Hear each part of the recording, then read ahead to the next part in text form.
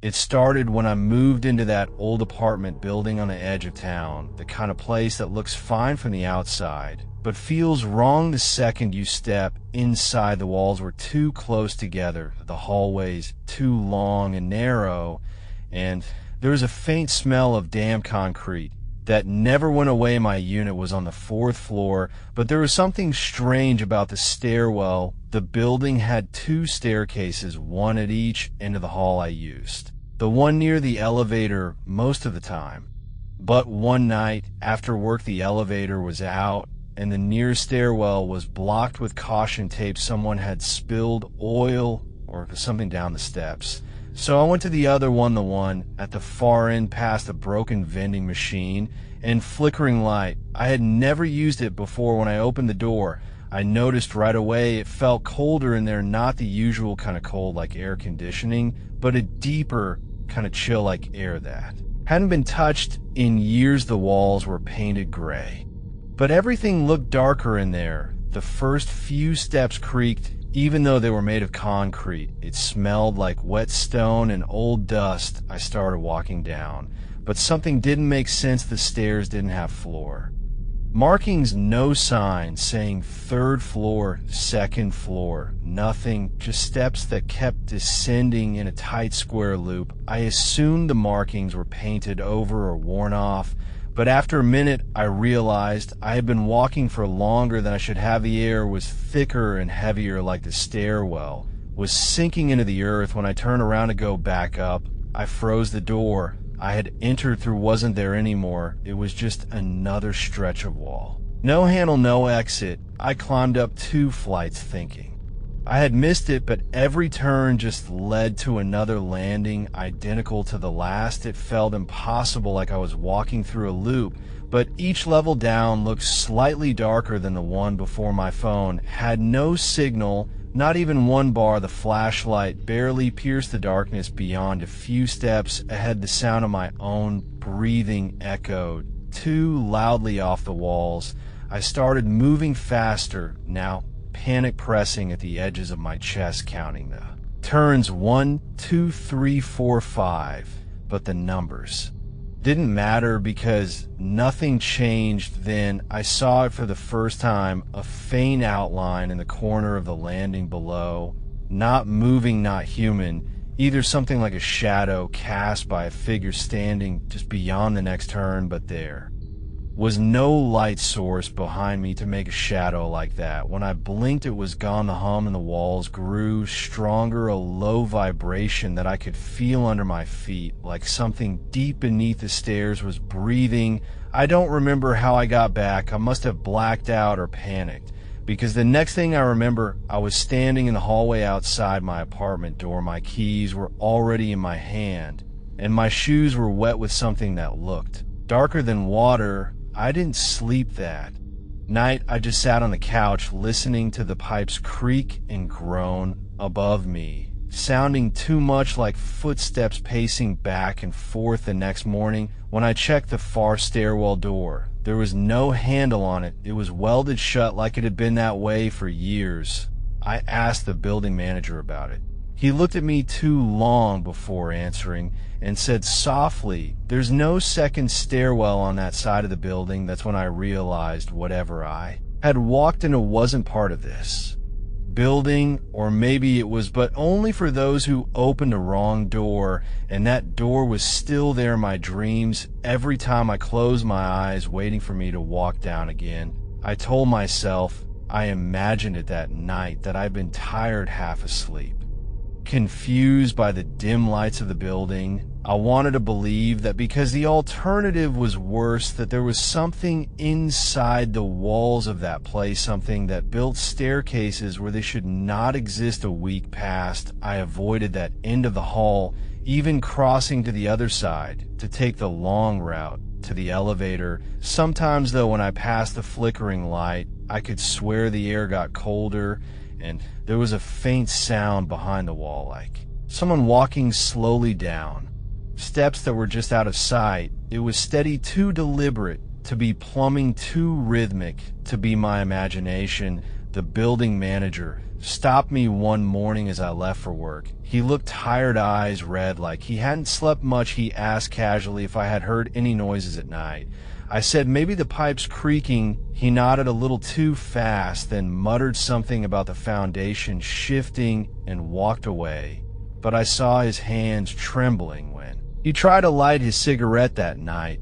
I woke up to the sound again, only this time it wasn't muffled through the wall. It was clear, loud, close, the unmistakable echo of footsteps on stairs. The sound was coming from inside my apartment. I sat up the room, too still to be real, and the footsteps kept going, one slow step at a time. From somewhere below, the floorboards were vibrating faintly. I followed the sound to the kitchen and stood there listening. It was beneath me, not outside, not in the hallway directly under the apartment. I got a flashlight and crouched near the vent under the counter. The air coming from it was cold, not cool, but cold like air from an open freezer. I pressed my ear to it, and the sound grew sharper, the rhythm of someone descending, one careful step after another, and something else, a faint dragging sound between each step, like something being pulled slowly down a rough surface. I tore away from the vent, hard hammering. My building didn't have basements. The manager said that on my first day it was built on solid ground because the soil wasn't stable enough for deeper construction. So what was under there the next day? I checked the blueprint posted by the mailboxes. It showed no lower level, no extra stairwell. I almost convinced myself it was over, until I found the black dust on my kitchen tiles that evening. It wasn't dirt, not soot. It looked like the fine ash of burned paper spread in the shape of a single footprint. That night, I couldn't sleep. I sat on the floor near my door, listening, and around 3 a.m, it came again. The footsteps, slow, precise, each one heavier than the last. But they didn't sound beneath me this time. They were in the hallway, right outside my apartment door. I held my breath and pressed my ear to the wood. The steps stopped directly in front of me. Then nothing. I should have waited, but I couldn't. The silence was unbearable. I opened the door. The hallway was empty. The flickering light at the far end glowing weakly, but there was something new. On the floor, a trail of black dust leading toward the stairwell that was supposed to be welded shut, the same dust I saw in my kitchen. The next morning, when I checked that door, it was open, the metal bent inward like something had pushed from the other side. A faint smell of cold, damp air came through. I stood there, unable to move, staring into the dark square of steps leading down. I should have walked away, but I couldn't. I leaned forward, shining my phone light down into the shaft. The walls were the same cracked gray. I remembered the air heavier, thicker. I whispered hello without meaning to, and for a second the sound echoed back, not as an echo, but as a voice that wasn't mine, whispering the same word back from far below. That's when I noticed something glinting on the first step, a small key ring with a tarnished tag. The tag had a single number carved on it, -1. I didn't pick it up. I turned and ran back to my apartment. The door to the stairwell slammed behind me so hard the wall shook. That night, when I finally lay down to sleep, the sound began again, this time from above me. The stairs that only went down were no longer staying where they belonged. The next few nights blurred together. I barely slept each time I closed my eyes. I would dream of walking down those same steps, hearing the low hum of air pressing against my ears, feeling the walls closing around me, until I woke drenched in cold sweat. But it was what happened when I was awake that started to frighten me more. The first sign was the smell, damp stone, wet concrete. The same smell from that stairwell began to seep into my apartment.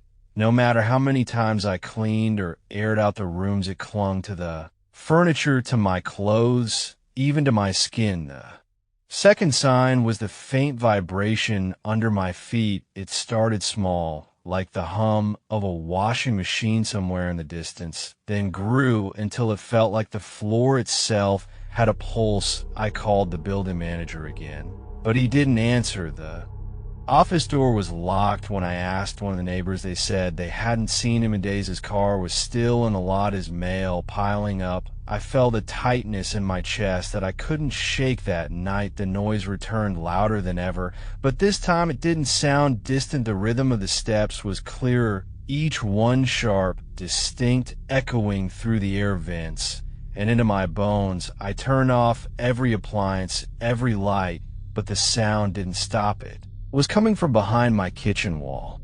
I pressed my palm against the plaster. The vibration was there, a steady heartbeat. I knocked once, and the sound stopped for a moment. Then 3 slow knocks answered back from the other side. The next morning, there was a crack in the wall running from the floor to the counter.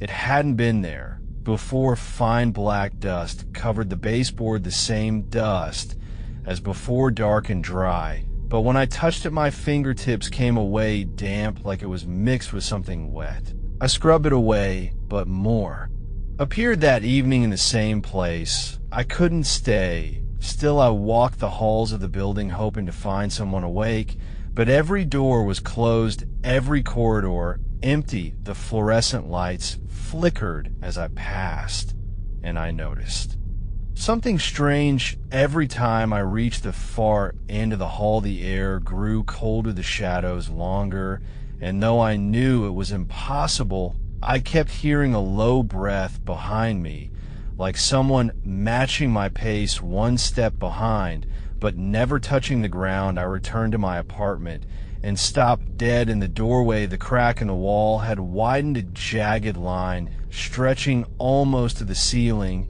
and at its base, where it split near the floor, there was something behind it, darker than the concrete. Something that looked like an opening, a narrow gap, just wide enough to see a few steps leading down. My phone died the second I pointed its light toward it. The air pouring out of that space was colder than ice. I should have called for help, should have left the building, but I knelt instead, staring into the dark, unable to look away. I thought I saw movement far below, a flicker like the reflection of water or the shifting of shadows. When I backed away, the walls seemed to breathe. The hum deepened, vibrating in my teeth like sound without source. I covered the crack with heavy boxes that night, but it didn't matter. The sound of footsteps began again, this time coming from within my bedroom walls. I didn't sleep. I sat by the door watching the boxes in the kitchen tremble slightly with every invisible step beneath them. The rhythm changed, sometimes slow, sometimes fast, until finally it stopped altogether, and the silence grew so deep that I could hear the faint beat of my own heart echoing back from the stairs below. I don't know what time it was when the voice came through the crack. It wasn't clear words, more like a whisper pressed through stone, but I could tell it was calling something, calling me by name. That was when I understood. Whatever lived beneath those stairs wasn't waiting for me to come down anymore. It was finding its own way up. The next morning, I woke to silence, a silence so complete that it felt heavy pressing against my ears. The usual sounds of the building were gone. No footsteps from other tenants, no doors closing, no pipes groaning. The air was motionless, but the smell of damp stone was stronger now. I could almost taste it. The crack in the kitchen wall was wider, even though I had covered it. The boxes were pushed aside as if something had moved them during the night.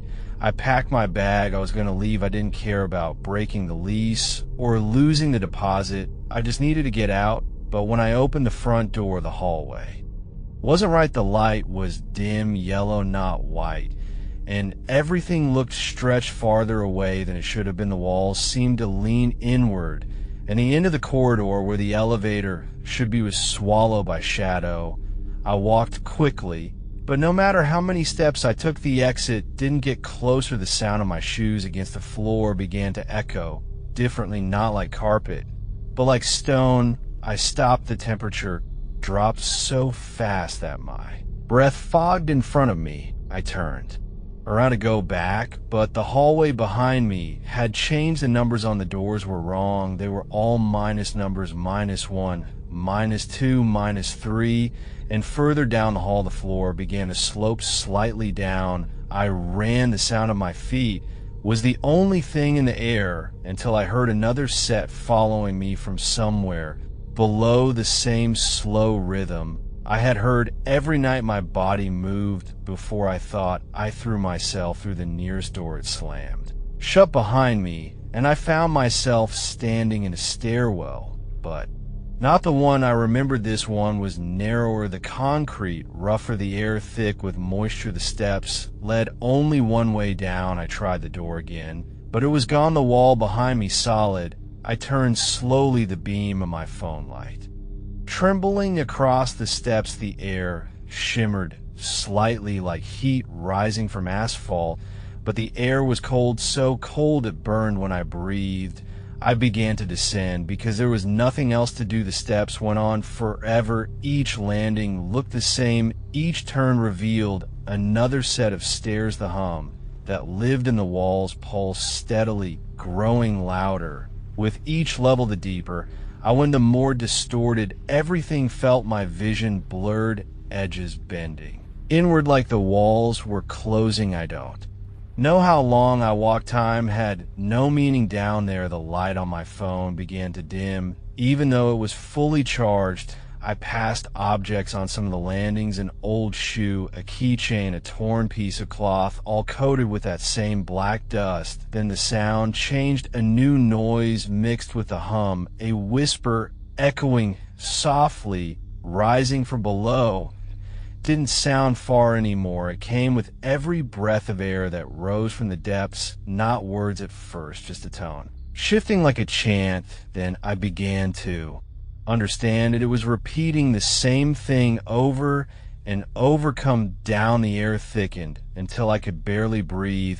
I reached a landing and saw a door on the wall. It had no handle, just a number carved into the metal: -9. I reached out to touch it, and the surface pulsed under my hand, warm, almost like skin. I jerked away, but the hum beneath my feet deepened, vibrating so hard I thought the steps would crack apart. I turned to run back up, but the stairs behind me had changed. They were narrower, twisted downward into the dark. I kept climbing upward anyway, but it didn't matter. Every turn led further down. The air stank of rust, and my throat burned from breathing it. Then something new appeared through the haze, a faint light at the base of the next landing. I rushed toward it, desperate.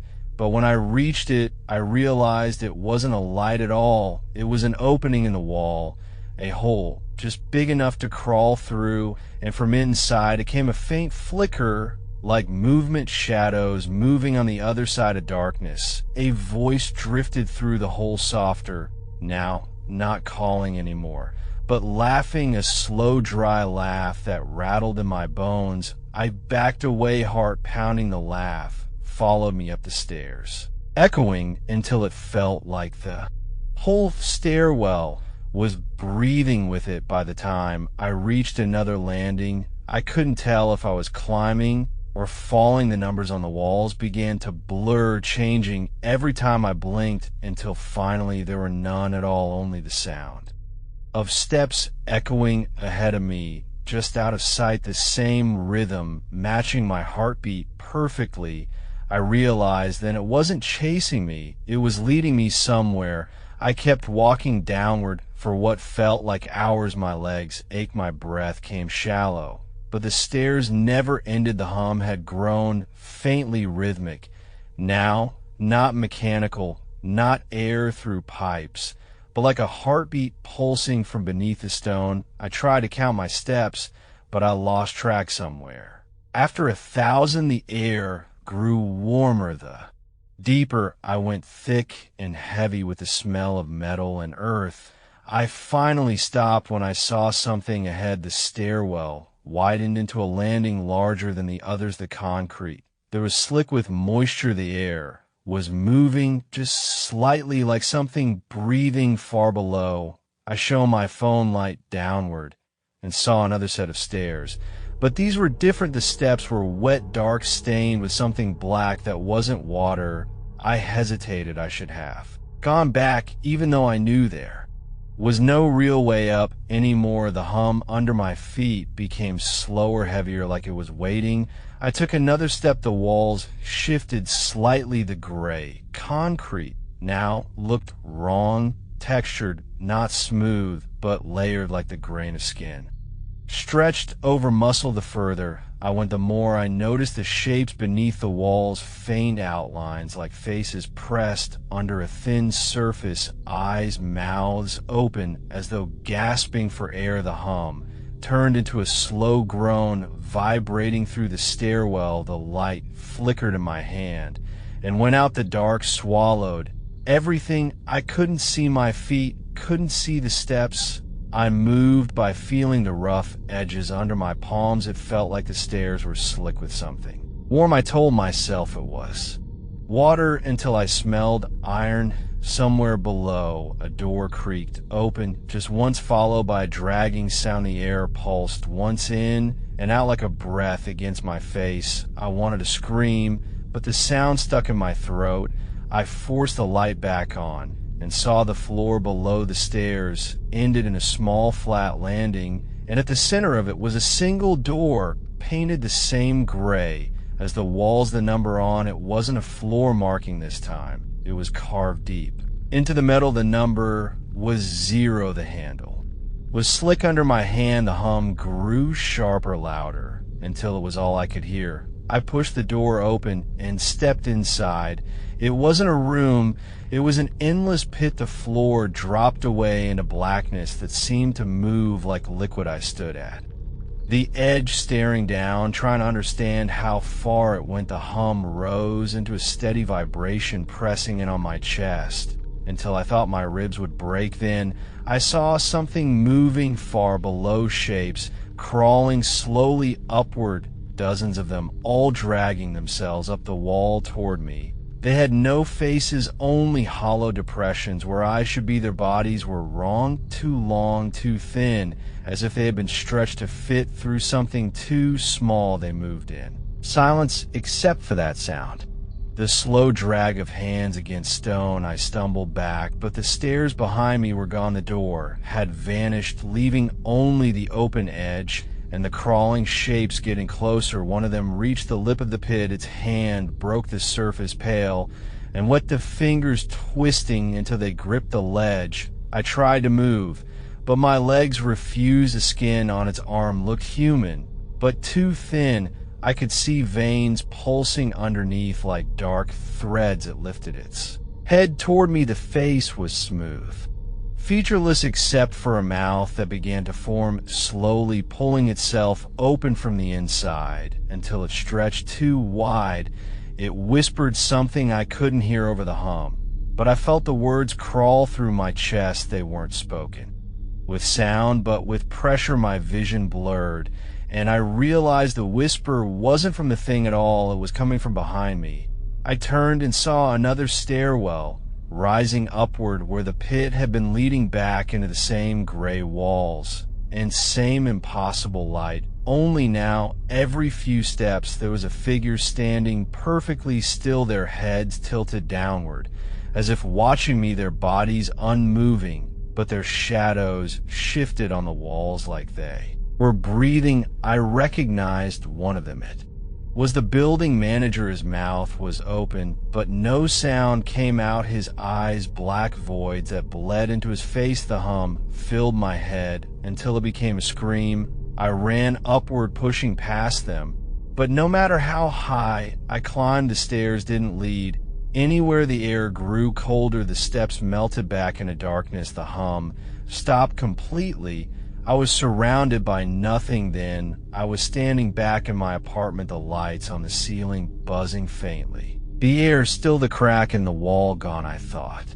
For a second, I had imagined all, until I saw what was sitting on the kitchen counter, a single key ring covered in black dust. The tag read -1. The hum started again, faint at first, then rising from the floor below my feet. I pressed my hands to my ears, but it didn't help. The vibration was inside me, now pulsing through my ribs, through my jaw, through my heartbeat.